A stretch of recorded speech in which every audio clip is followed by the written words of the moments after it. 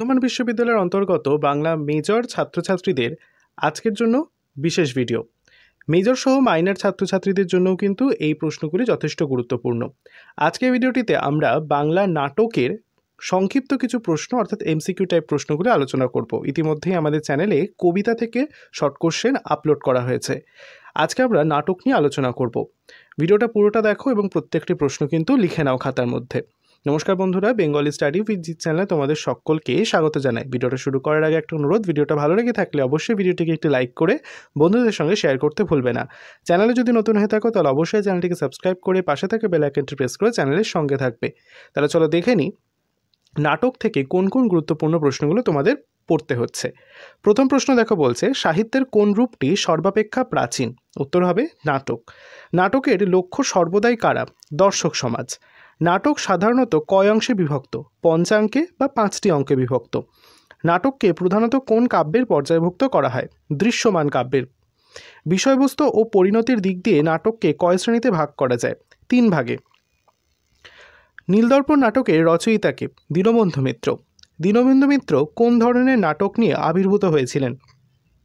সামাজিক নাটক নিয়ে। রবীন্দ্রনাথ ঠাকুরের লেখা একটি নাটকের নাম করো। রক্তকরবী।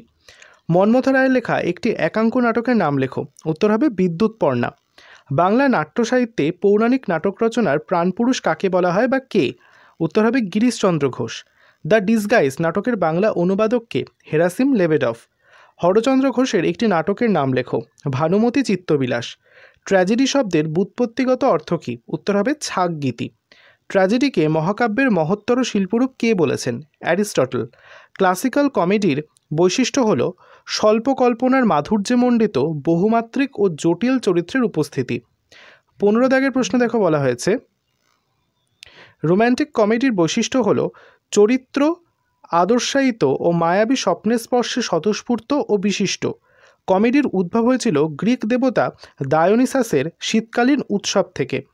বাংলা সাহিত্যের প্রথম কমেডি নাটক রচনা করেছিলেন তারাচরণ শিকদার। কমেডি শব্দটি এসেছে কমোডিয়া থেকে। স্যাট্রিক কমেডির অপর নাম কি? উত্তর হবে কমেডি অফ হিউমার্স। সধবার একাদশী ও জামাইবাড়ি প্রহসন দুটি কার লেখা? উত্তর হবে দীনবন্ধু মিত্রের লেখা। প্রহসন বলতে কি বোঝায়? সমাজের ত্রুটি নির্দেশক ব্যঙ্গাত্মক নাটককেই প্রহসন বলা হয়। কল্কি অবতার প্রহসনটি কার লেখা? উত্তর হবে দ্বিজেন্দ্রলাল রায়। গিরিশচন্দ্র ঘোষের স্বকীয় ছন্দ কী নামে পরিচিত? উত্তর হবে গৈরিশ ছন্দ। নাট্যকার দ্বিজেন্দ্রলাল রায়ের দুটি ঐতিহাসিক নাটকের নাম উল্লেখ করো। উত্তর হবে তারাবাই এবং নূরজাহান। রবীন্দ্রনাথের শ্রেষ্ঠ নৃত্যনাট্য কোনটি? উত্তর হবে চিত্রাঙ্গদা। ছোট্ট করে 25টি শর্ট কোশ্চেন তোমাদের দিয়ে রাখলাম, অবশ্যই খাতার মধ্যে কিন্তু এগুলো লিখে নেবে। পরীক্ষায় কাজে লাগলে অবশ্যই কিন্তু আমাকে জানাতে ভুলবে না। দেখা হচ্ছে পরের ভিডিওটিতে। সকলে ভালো থেকো, টাটা।